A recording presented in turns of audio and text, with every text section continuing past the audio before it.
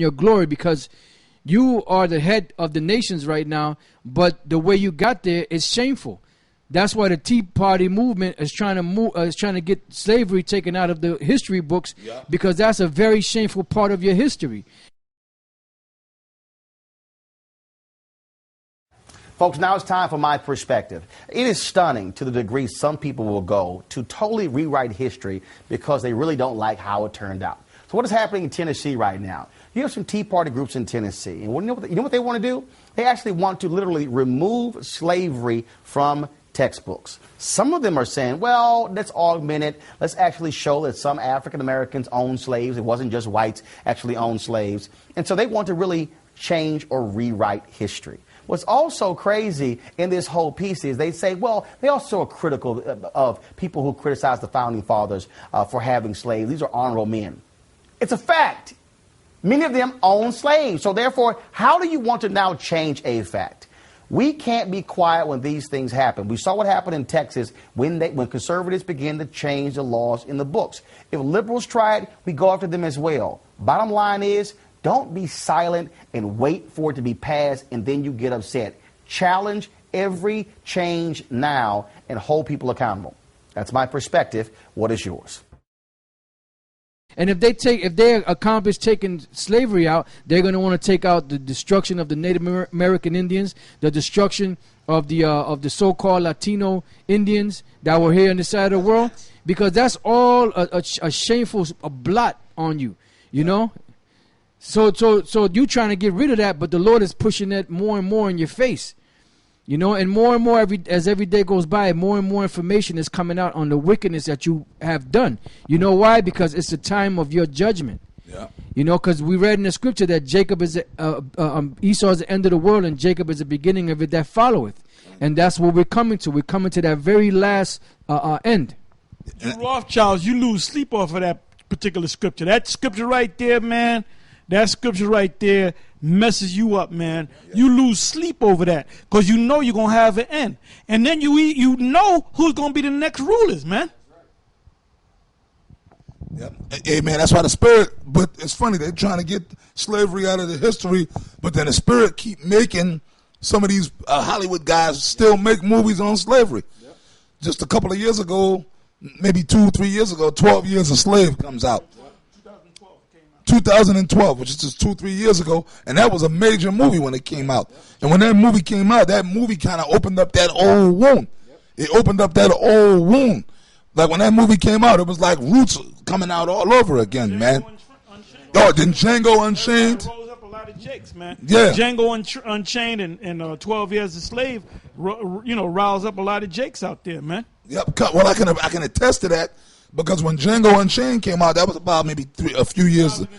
About 2012. Yeah, around the same time, because I was with them brothers in Chicago. I was out in Chi-Town with the Chicago GMS, and we all went to the movies. Me and a few of the brothers. I know the head brother Mike Alla was there, and a few other brothers.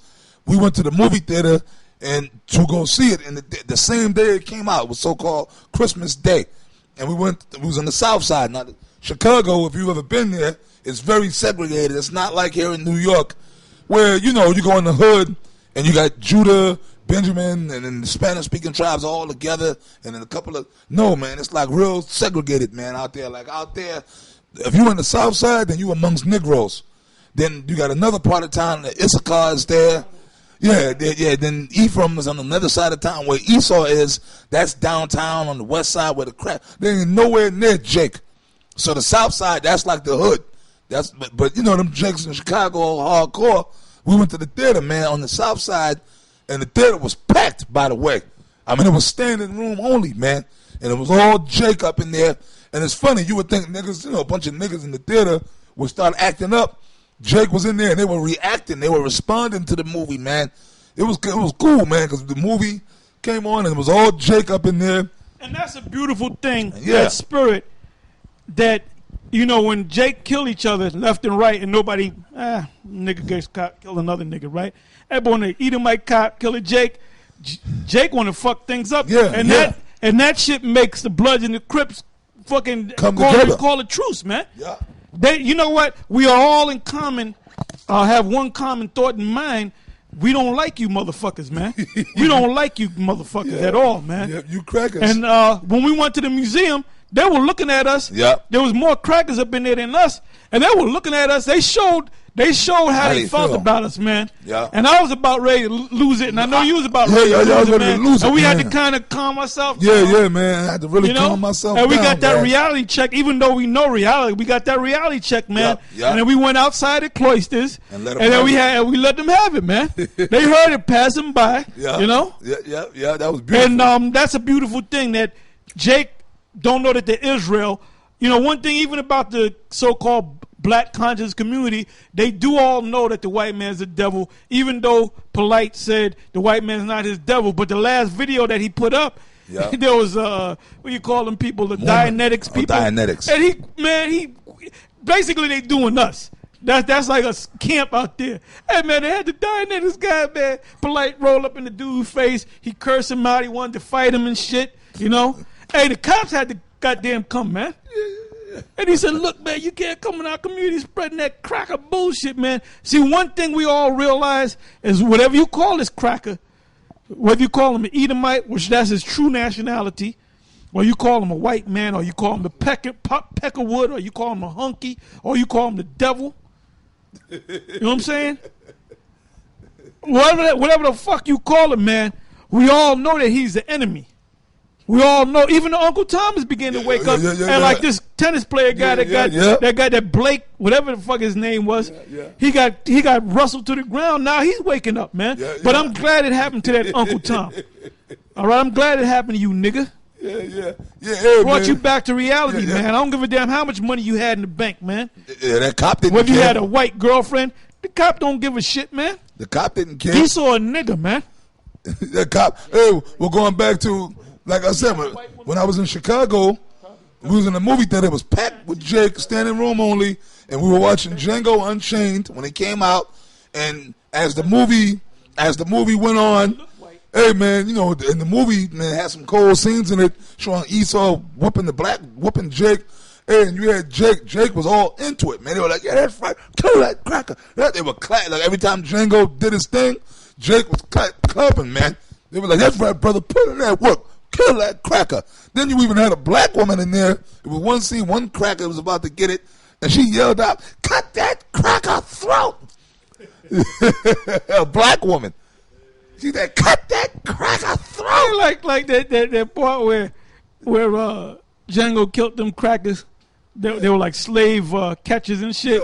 And he pulled out a gun, he whipped them, and he went to kill him. And he said, I like seeing you white boys die. I like to see you die, boy. You know, and brother, that really got us riled up, man. See, but that's movies, man. But it is going to be a reality, man. It is going to be a reality. Oh well, that scene. Oh, wow, look at this, man. Oh my goodness. Hey, well, Apostle Tahar. Just like I said, man. Emily Snyder Blake, tennis player James Blake's wife, is a blonde-headed, blue-eyed white, which I said that, man. So he got this Uncle Tom nigga right here, he got a reality check. That's right. You know, I don't care how many times you go out to dinner to fucking Demonicos with your white friends and your white wife, man. When the white man see you, they're gonna look at you as a nigga. That's right. So this Uncle Tom nigga, right? Remember I told you about them Uncle Toms, right? You know, Uncle Tom nigga, this nigga right here, he got a reality check, man. That's right, man. And that goes for all the rest of you tribes too. You goddamn Latinos, man, and Native Americans, and you guys, man. You Latinos, man, you think you white. A lot of y'all just think you white. You Uncle Tom, goddamn Puerto Ricans, Dominicans, and Mexicans. You know, y'all lighter skin. And fucking Becky, his wife, she knows that it was a racist thing. Yeah. No, he's saying, I don't know why the cops did that. You know, they made a mistaken identity. They thought I was no, they said this is a nigga.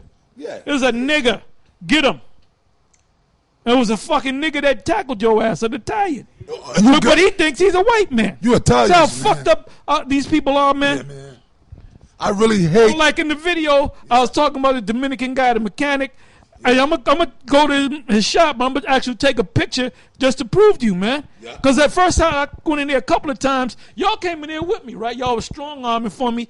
Hey, but we didn't know it was a picture. But the last time I came up there, this person looked up on that wall, man. A big ass poster of that faggot so-called Michael the Archangel pushing the Dominican down into hell, man. Yeah. And that's why when you saw the thing on the cloisters, you saw the picture, right? Yeah, you saw the it, man. close-up of the guy, and the motherfucker looked like a Dominican, man. Yeah.